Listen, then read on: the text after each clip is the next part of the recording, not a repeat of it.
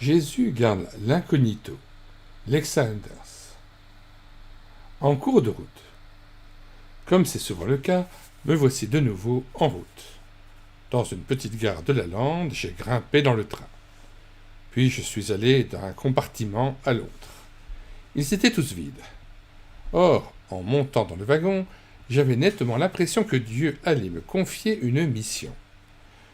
Je pensais avoir compris qu'il me faisait signe, et voilà, il ne semblait y avoir que des compartiments vides dans ce train. Pourtant, j'aspirais tant à rencontrer au moins une personne à qui annoncer la bonne nouvelle de Jésus-Christ.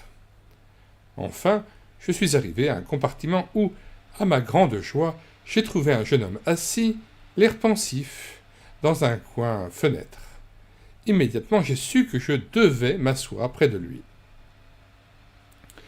Je me suis installé en face de lui en le saluant poliment. Au fond de mon cœur, je priais Dieu de bénir ce jeune et d'aller à sa rencontre. Je dus réprimer un cri de joie lorsque, soudain, le jeune homme sortit une Bible de sa serviette et se mit à la feuilleter. Mais il la referma presque aussitôt et voulut la ranger. À ce moment-là, bien que j'avais ma propre Bible dans mon sac, je lui ai demandé de me la passer un instant. « Aimez-vous aussi la parole de Dieu ?» me demanda-t-il d'une voix où perçait à la fois l'étonnement et la joie. Lorsque je lui répondis par un « oui » chaleureux, je sentis immédiatement s'établir un contact intérieur entre lui et moi. « Me permettez-vous de vous laisser une parole du Seigneur pour cette journée de travail ?»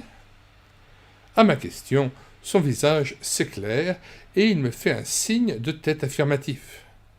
J'ouvre donc sa Bible et lui lis Ésaïe 28, verset 29. Il se montre d'un conseil admirable et réussit de grandes choses. Prenez cela pour vous, personnellement, pour votre travail d'aujourd'hui.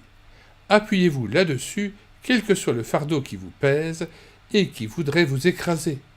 En toutes circonstances, il réussit de grandes choses. C'est vrai, mais dites-moi, vous ne me connaissez pas? D'où savez-vous que je porte un fardeau? Lorsque tout à l'heure j'ai voulu puiser force et courage dans ma Bible, priant Dieu de me donner une parole de consolation ou une exhortation, je n'ai absolument rien trouvé. Rien qui me parlait. Et vous venez, vous ouvrez la parole de Dieu et vous me lisez « Il se montre d'un conseil admirable et réussit de grandes choses. » Oh, je remercie Dieu pour cette parole, pour cette rencontre. Et il se mit à me parler de sa grande détresse intérieure.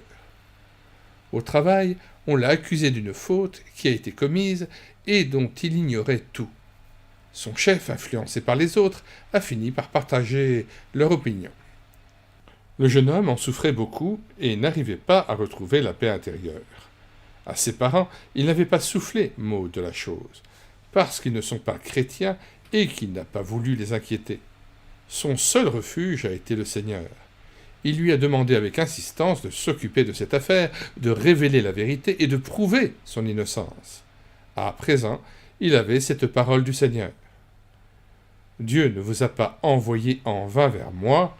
Quelle consolation! Il réussit, et il réussit même de grandes choses. Est-il étonnant que, d'un commun accord, nous ayons remercié celui qui était venu au-devant de nous d'une façon si merveilleuse? Nos actions de grâce étaient intarissables. Nous étions à genoux et il a fallu l'arrêt du train pour que nous nous relevions. Rapidement, le compartiment s'est rempli et nous n'étions plus seuls. Mais parmi tous ces voyageurs, nous nous sentions étroitement liés, bien que nous ne connaissions même pas nos noms.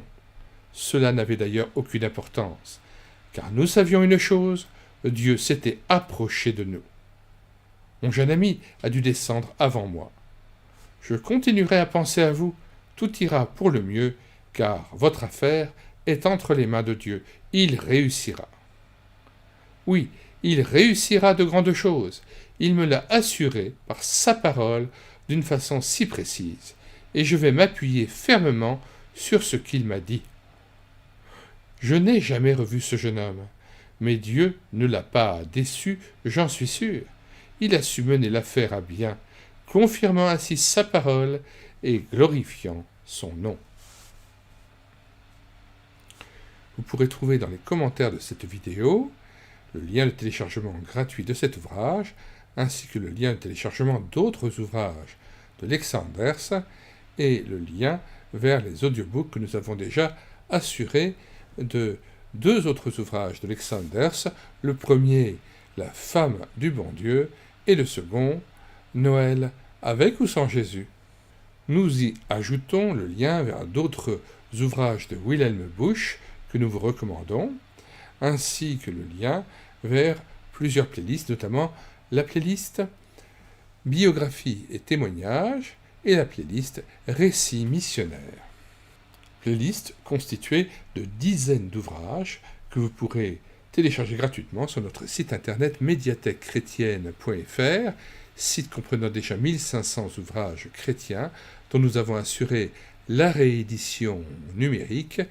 Il s'agit la plupart du temps d'ouvrages qui sont épuisés et non réédités, mais que nous avons réédités numériquement et mis gratuitement à la disposition de tout un chacun.